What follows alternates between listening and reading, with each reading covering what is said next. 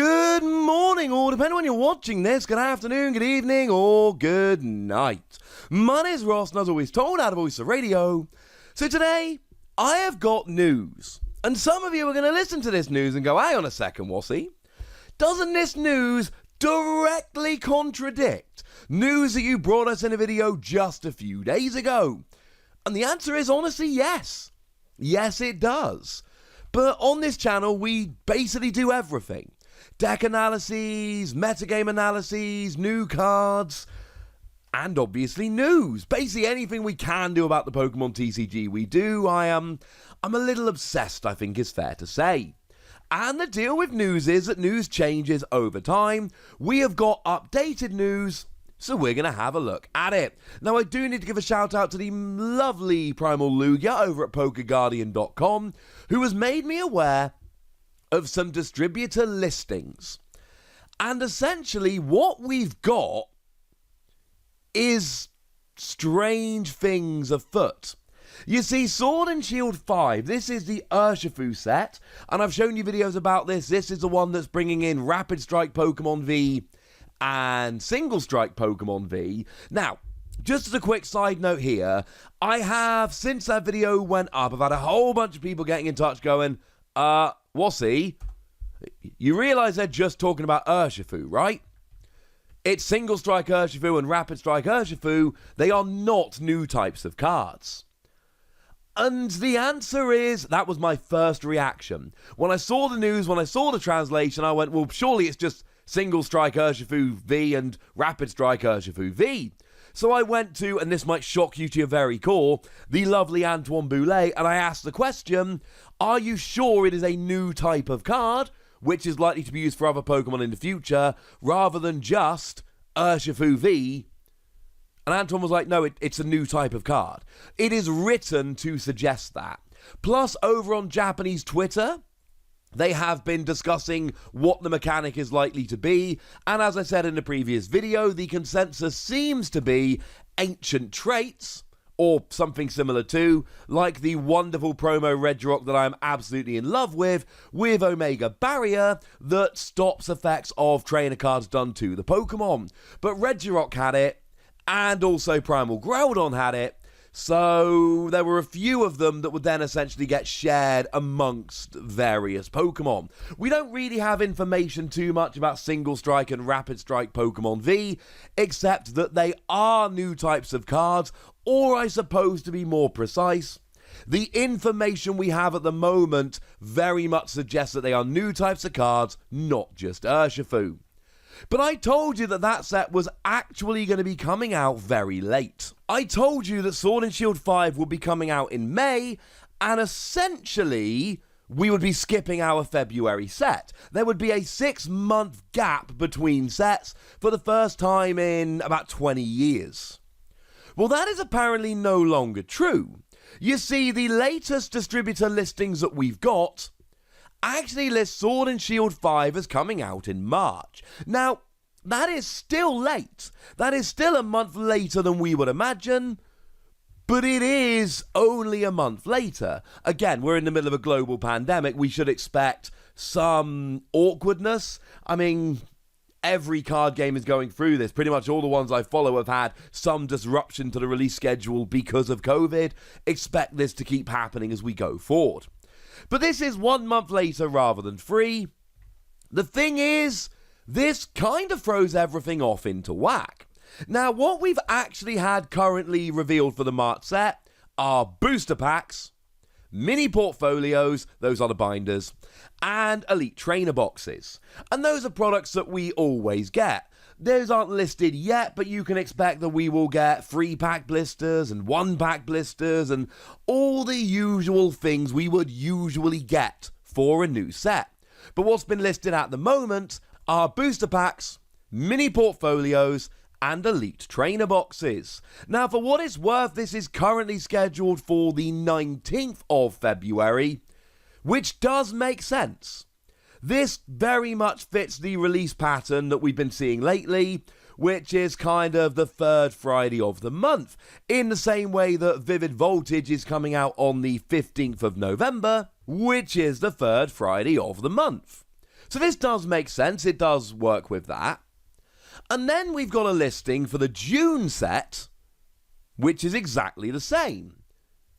By which I mean we've got booster packs, mini portfolios, elite trainer boxes, and the scheduled release date is the 18th of June, which you will be probably not terribly surprised to hear is the third Friday in June.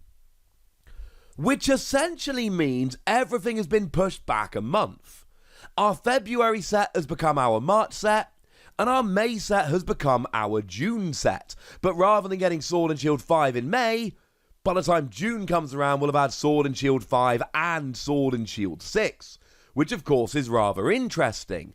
It means a much smaller gap than previously expected, which of course is good for competitive play and the metagame and keeping people interested. And, you know, the trick of trading card games, and you can see this on this channel, the trick is that there is a constant flow of news and new cards and new products and things to keep people hooked. You don't really want a 6 month gap between main sets. Competitive players will get a little bored.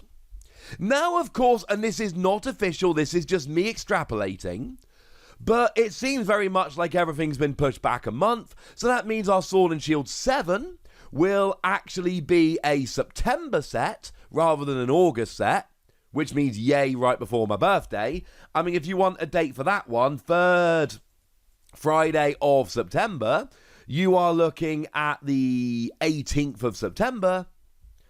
But then, of course, that would make our Sword and Shield 8 set Friday the 17th of December, 8 days before Christmas, which doesn't really work for me, and I don't think it really works for Pokemon. You don't release stuff a week before Christmas. You will notice that every year Pokemon has a November set, about a month before Christmas. Not a coincidence. You will notice that the Xbox Series X and PlayStation 5, the next-gen consoles, are being released in November, about a month before Christmas. And again, this is not a coincidence. We generally see the big video games released in November rather than December, though there are always exceptions for them, occasionally. Generally speaking, you want to release stuff a month before Christmas because that gives you the lead up when most people are doing their shopping, and that's basically the sweet spot between, mate, it's too early for Christmas, and, mate, I've already done my Christmas shopping. So if this carries on, Pokemon is going to be left with a super awkward release date for Sword and Shield 8, and I'm just telling you now, I do not expect even a little bit that Pokemon would actually release a new set 8 days before Christmas. I do not believe it. That sounds frankly ridiculous to me. So what do? Do they push Sword and Shield 8 back to January? Maybe. Do they bring it forward to November? And then basically we've got a 2 month gap between sets? It's not the smallest gap they've ever had, but let's just say it would. Small gaps can be very, very awkward in terms of, well, just not giving enough time for everybody to go out and buy stuff. I mean, the one that really jumps out to me, and this was a weird situation which is not expected to be repeated anytime soon, but Skyridge was the final set made by Wizards of the Coast, and that was released on May the 12th, 2003. And then Pokemon took over the license with EX Ruby and Sapphire, which was released on June the 18th, 2003, 1 month and 6 days later. But also, I have heard rumours, and this does make sense, that essentially part of the goal here was to essentially start really establishing the Nintendo way of the Pokemon trading card game and trying to kind of, let's say, quiet down the old Wizards of the Coast sets. Now, I told you in quite a bit of detail the other day all about our February set, so I'm not intending to go into a huge amount of detail for that. We have got a bunch of stuff going on here, starting on the 19th of February, and we've got an Elite Trainer box. Remember, that's a $50 Elite Trainer box rather than the usual $40 one, so expect it to be similar to the Elite Trainer box from Champion's Path, by which I mean 10 boosters rather than 8. and some kind of fancy full art promo card, rather than the regular ones which just have 8 boosters and no promo. And then, well, we've got a V-Box and a Pin Box and a Mini Tin and Premium VMAX Box. We talked about all these. These make perfect sense. What does not make perfect sense, this is a 25th anniversary set. Like I say, we talked about this at length. I'll link the video in the description. But there is a weird, anomalous listing here for a V Tag Team Tin assortment. What? What? We had tag team tins before. They had like the Pikachu and Zekrom one, for instance. Now, if you ask me, and I know that the lovely Primal Lugia does agree with me on this one, I would imagine this is a typo.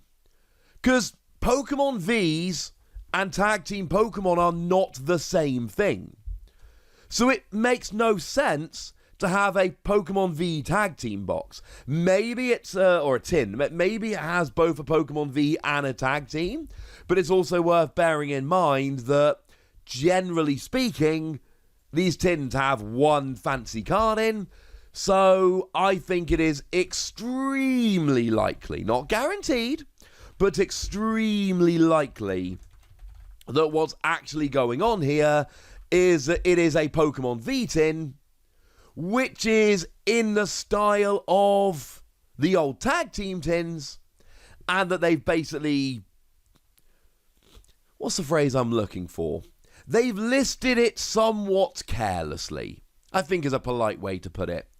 Either way, this is kind of exciting. There's new stuff coming, and I, for one, am rather excited. We've got the 25th anniversary set in February, we've got Sword and Shield 5 coming in March, and then we've got Sword and Shield 6 coming in June. And there's all kinds of issues around it, which we've had a chat about. For now, ladies and gentlemen, I want to know what you think about this, what your reaction is, so let me know in the comment section. Go nuts, be nice. And then make sure you like this video, subscribe to this channel, follow me on Twitter at TheWassy, and Twitch for some live action at twitch.tv/PTCG Radio. If you want to support the channel, get some bonus podcasts and all that good stuff, head on over to patreon.com/PTCG Radio, where you can do exactly that. But by far the most important thing, as always, look after yourselves till next time, would ya?